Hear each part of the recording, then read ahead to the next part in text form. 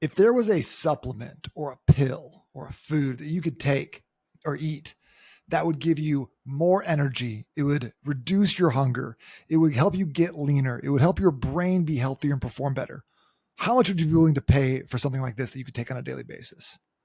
I'm like, I'm up there. I'd probably pay a couple like 20, 30, $40 a day for something that was proven to work like this. And I know it's not like that much, but like over the course of a year, like that's a lot of money, right? But here's the thing is that we already have access to something like this. We just have to maximize it. We're going to dive into that today on this episode of the Low Carb Hustle. You're listening to the Low Carb Hustle, home of your $1,000,000 body method, where we help you get leaner and live longer. My name is Nate Palmer. I've been a coach since 2008 and helped over 1,200 people level up their health and fitness.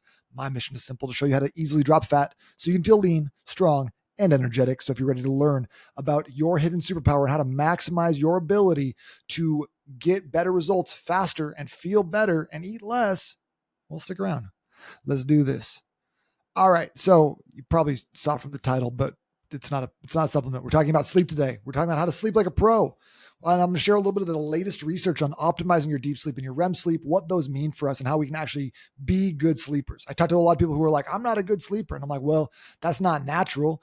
Everyone's a good sleeper to start. Everybody sleeps. So you not being a good sleeper is a dysfunction that is out of the natural order of things. So if we can just tighten up a few things in your lifestyle, your environment, your habits, your stress levels, etc., we can probably get you back to being a good sleeper. And that is important because when you are able to optimize your sleep and maximize your deep sleep and your REM sleep specifically, you're going to have better recovery. You're going to have better cognitive function during the day.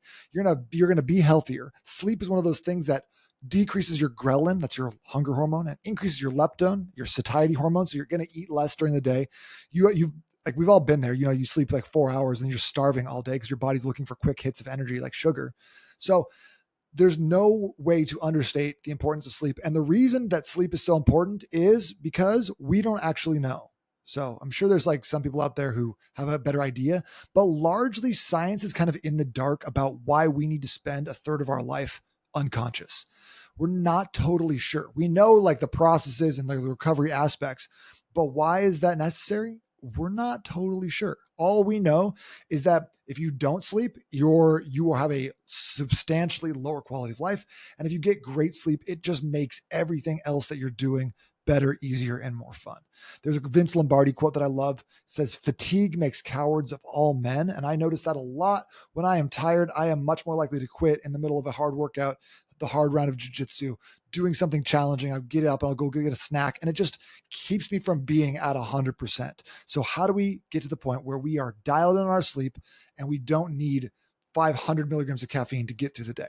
So we're going to talk about deep sleep and REM sleep and why they matter. Okay. So first of all, deep sleep, that is going to encompass a lot of physical recovery. It's going to do a lot of muscle repair. It's going to really improve your immune function. It is going to increase your gut health. It is a very integral part of your body's natural restorative mechanisms. So it's like, how do you recover from hard workout? You need more deep sleep. So when I talk to a lot of guys, especially guys who are doing jiu-jitsu, guys who are in their 30s and 40s, are not recovering quite as well. They're just not getting as much deep sleep. And there's a couple of reasons for that, which we'll get into here. But REM sleep, what does REM do? REM stands for rapid eye movement. It occurs kind of in the later parts of the night, but it is very essential for cognitive recovery, memory consolidation, which is taking stuff from short-term memory into long-term memory storage, and mood regulation. You're going to feel better with more REM sleep. Both of these stages are crucial for your overall health, for any sort of athletic performance and recovery, and for just being productive.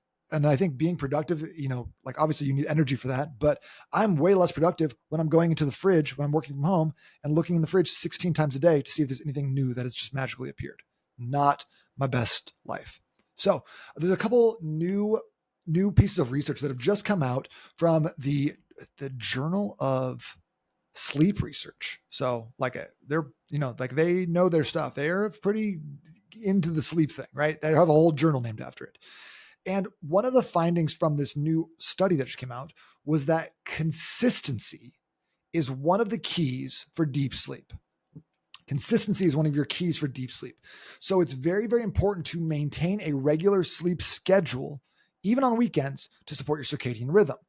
So what this means is that it's not great to go to sleep at 10 o'clock every night, Monday through Friday, and then stay out till 2 a.m. Saturday and Sunday, or Friday, Saturday, and then try to get back on that schedule. Every single week, you're going to be starting from a deficit and having to work back to it. So good sleep hygiene, and sleep hygiene kind of encompasses a lot of things like how your room is, what the darkness level is, et cetera, et cetera. But one of the key pieces that I think a lot of people miss, especially weekend warriors, is that going to sleep at the same time and waking up at the same time every day is one of the best things you can do for your sleep. And if you get to the point where you're doing this on a regular basis, sometimes you don't even need an alarm clock to wake up. Your body's just like, hey, we're up now. Let's go.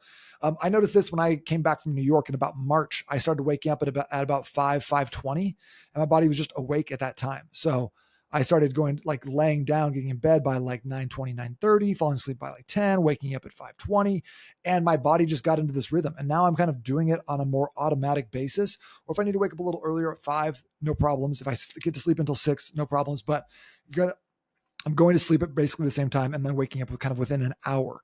So an hour either direction is not that big of a deal, but it's these big 3-hour, 4-hour swings on a regular basis that are completely screwing us up. So there are also some studies showing that the opposite, basically that irregular sleep patterns disrupt your sleep quality and deep sleep duration. So, we'll talk a little bit about that in just a second, but deep sleep duration is really important. And I think if you can get 90 minutes of deep sleep and 90 minutes of REM sleep, you're probably in a pretty good spot. If you don't know how to track that, Apple Watch will do it, an Oura Ring will do it, a Whoop strap will do it. A lot of these biometric devices will help you track this. So if this is a big concern for you, I would highly recommend getting one of those so you can actually monitor your progress. So number two, one of the things that this study concluded was that the role of temperature is very, very important in your sleep cycle. So a cooler sleep environment improves your time spent in deep sleep.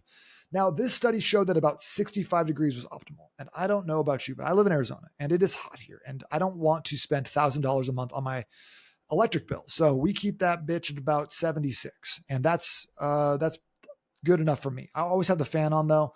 But I think that one of the things about sleeping really well is having your room cold enough so you can have a blanket on you. And the study did not specifically mention that. That is just 100% my experience.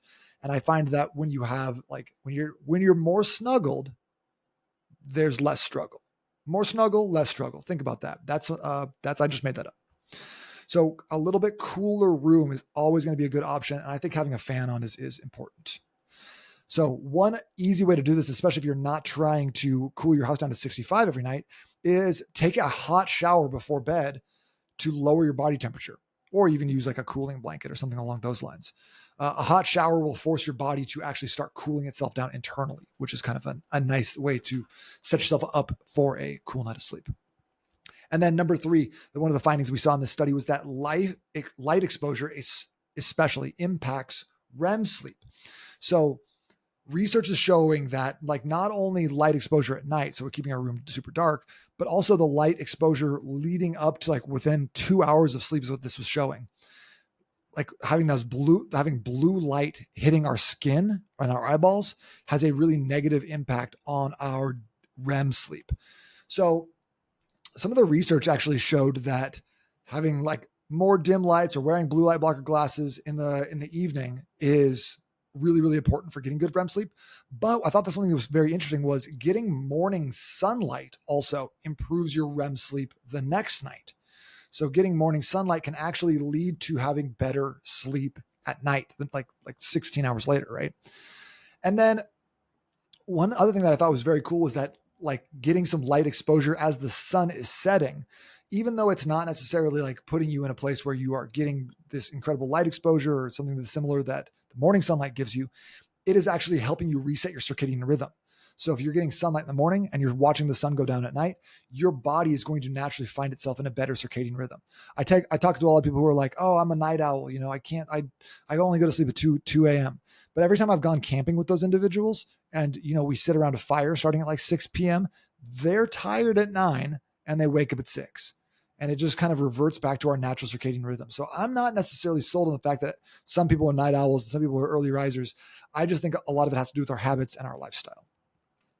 One interesting thought on the light exposure was that they tested this. It was a different study, but they they shone a laser pointer, they shoned a laser pointer on someone's skin, like on their leg, without exposing it to their eyeballs. And there was still a decrease in REM sleep because the body can feel that light. So it doesn't even have to be in your direct eyeballs.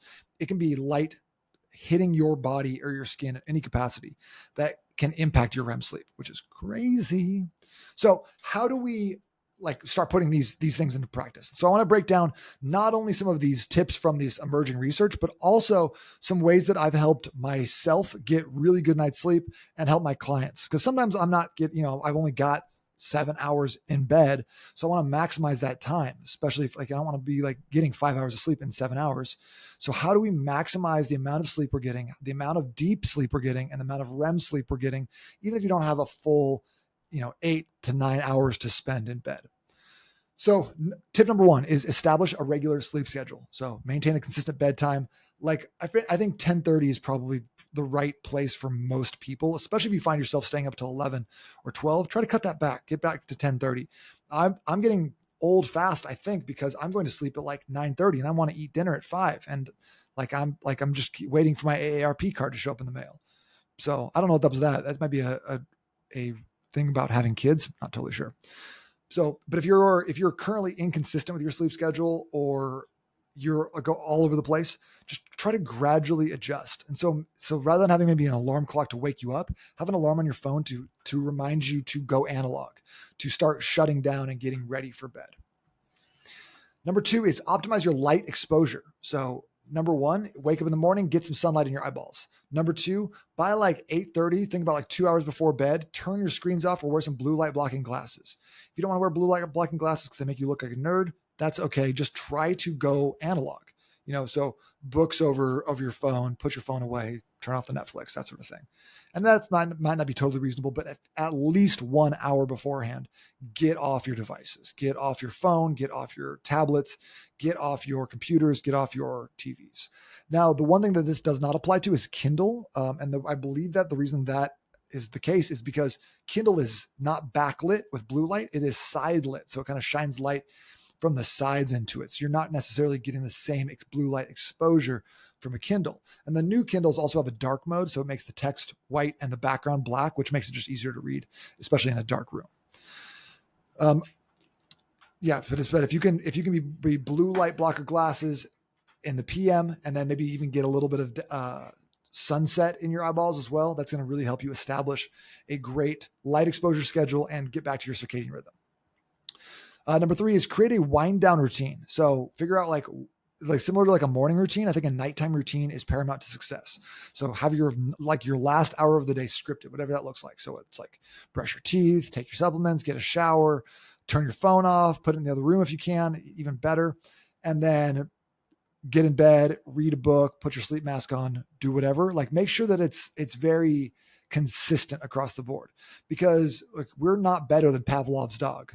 So the more things that we can do to help us understand now it's sleepy time and we need to get ready for bed, the more of those things are consistent.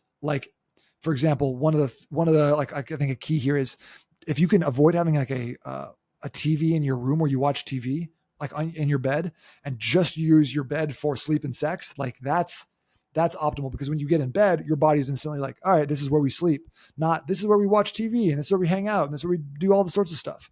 If you can just keep the bed, that's what we're aiming for. So just treat yourself like a dog and train yourself on how to go to sleep appropriately. And this might not be a today thing. This could be over the course of a couple months or even a couple years. I know for a while I had really bad back pain and I started to try to sleep on my back. I'm always a side sleeper or I sleep face down. But over the course of 5 or 6 years, it took me, I was able to switch my sleep patterns to sleep 100% on my back. Sometimes it's still been on my side, but I'm not sleeping face down anymore. So that is it took forever to do, but it was worth it, so you've got time. So a couple of things that you could include here would be calming activities. So one thing that I like for my clients and myself is writing down 3 things that are goals for the next day. If I accomplish these 3 things, I will feel successful, whether it's hit my workout, track my macros, pick up kids from school, send out those proposals, get an email out, whatever it is, just making sure that you have something where you're taking stuff out of your brain, putting it into an external brain like a note on your phone or like a handwritten note. It's my favorite. That way you're not staying up thinking about it, especially if you're an overthinker like me.